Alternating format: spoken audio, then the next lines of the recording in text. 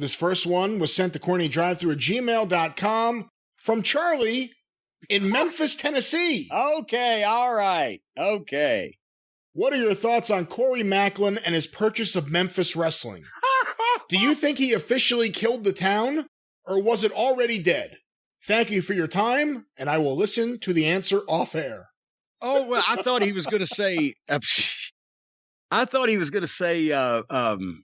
the purchase of the Memphis Wrestling video collection, which we'll tell that story too. But no, Cory Maclin was the last co-host of Memphis Wrestling at Channel 5 in the glory days before it got, but when everybody knows that finally in 97, when Jarrett sold his half to Lawler, so Lawler owned everything, then Lawler brought that guy Larry Burton in as a partner, and they sold to the folks in Cleveland, that the whole thing fell apart. It ended up in lawsuits. Channel 5 in Memphis didn't want to do business with Larry Burton. They were not enamored of him, and then the whole thing got involved in the new owners, and that was a reason for Channel 5 to cancel the program.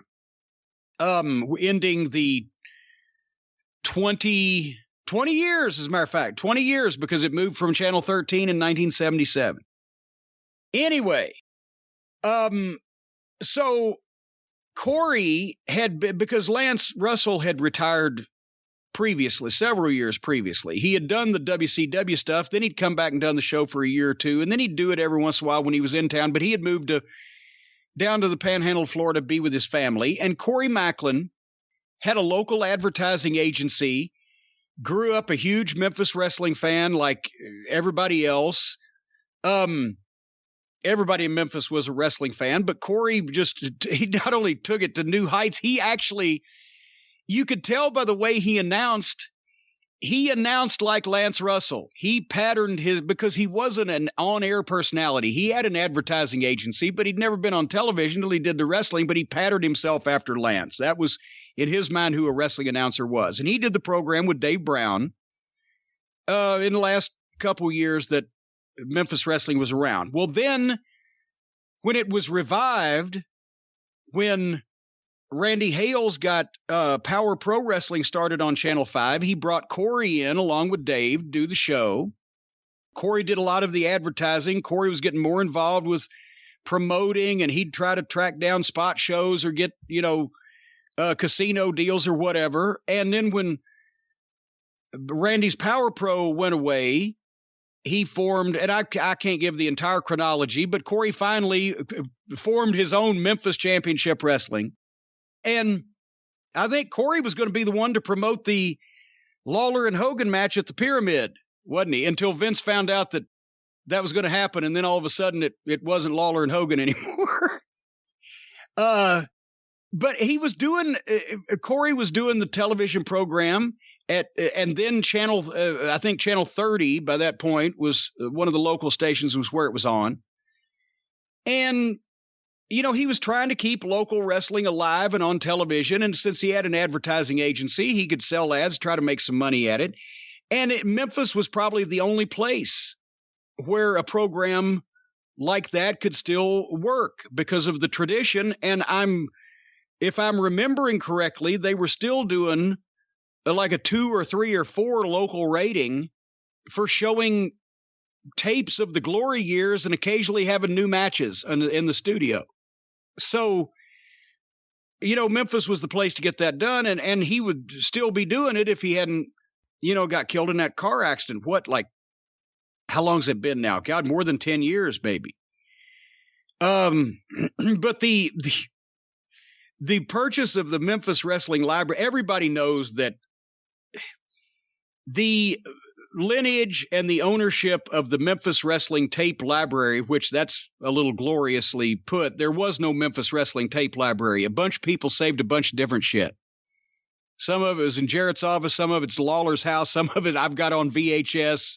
Other people, the bought shit at flea markets when they cleaned out the office. None of it copyrighted, by the way. None of it. It just was just always out there. Yeah. It was always out there, and there's no real chain of custody on paperwork, which is why that even Jerry Lawler can't get it on the WWE Network, because there's no chain of custody of paperwork. And but anyway, Lawler was doing and Lawler and Corey were always fairly good friends, and Lawler would work with Corey and everything in his promotional ventures. So Lawler's doing an autograph signing years ago, and a guy brings him up a DVD for him to sign, and he starts to sign it, looks at it, and says, Cory Maclin presents Legends of Memphis Wrestling or whatever. And he's, where'd you get this? Oh, I bought it from the High Spots booth, that crooked High Spots. That has screwed me on a couple different occasions, and I've told him what I think of him. He's a shyster and an asshole and a fucking crook. But he was selling them from his table. So Lawler goes over and is like, why were you selling Memphis Wrestling? Oh, we bought it from Cory Maclin. Cory Maclin had gone to the idiot that runs High Spots and said, I will sell you the rights to all the classic Memphis wrestling. And that's like me going to somebody at a flea market and saying, I'll sell you the rights to all the Star Wars movies because I got them right here on tape. So, of course, and actually, he didn't even do that because Cory Maclin said, if you track all the tapes down, you can sell them. You can put them together and sell them. I'll give you the fucking authorization.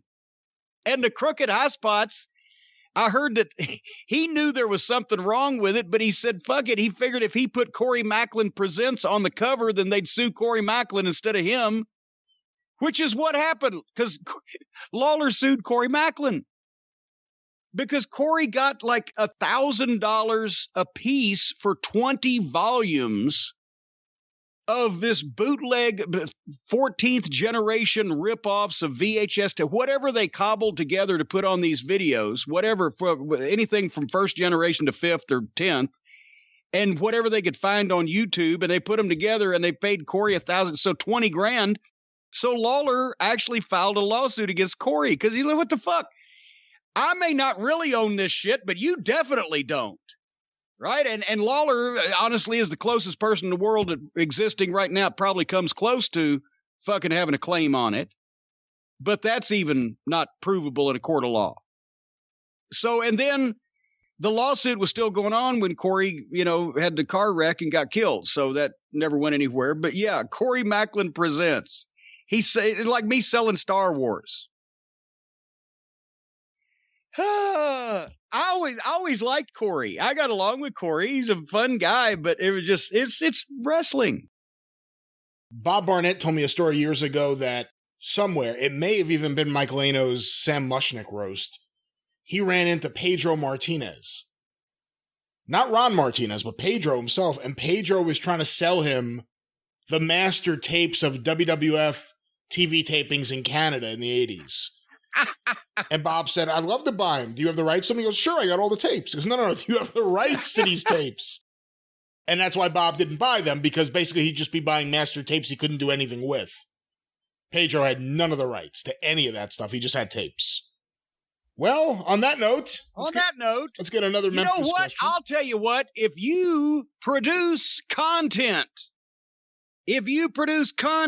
whether it be for YouTube or television or radio or Skype or podcasts or whatever, and people are ripping that content off, they're trying to put it up and sell commercials on it, they're trying to take away your hard-earned and copyrighted work and cause you expense and suffering just to leech and draw blood like the sick vampires that they are, leech a life off of your sweat and tears? Well, I know the man to call. Call Stephen P. News.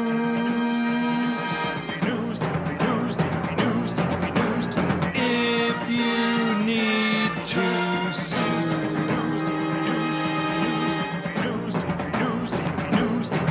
An outlaw mud show or two. Still to the rest. Brian, you served that one up to me on a silver platter. Yes, ladies and gentlemen, Stephen P. New, the man for you. If you need to have something trademarked, he knows how to do that so that people can't be misappropriating your content and likeness anymore. And in all seriousness, he doesn't do that much trademark law, but he knows people that do. But he can handle anything else you might throw his way, whether you've been injured by a major corporation, whether someone's greed and avarice has damaged you or your family members. Stephen P., if you've been jacked around in some fashion by somebody and you feel that there is legal recourse, then call Stephen P. New, 888-692-8084, newlawoffice.com. Because if he don't know the guy to handle it, he can handle it himself and vice versa. And he's one of us, a member of the cult of Cornette, a longtime wrestling fan, a comic book collector, an anti-Trump activist, and all-around great guy. He's on the right side of history in every occasion. Stephen P. New, newlawoffice.com, 888-692-8084. Don't let people sell 20 volumes of your classic wrestling under an assumed name. Call Stephen P. New.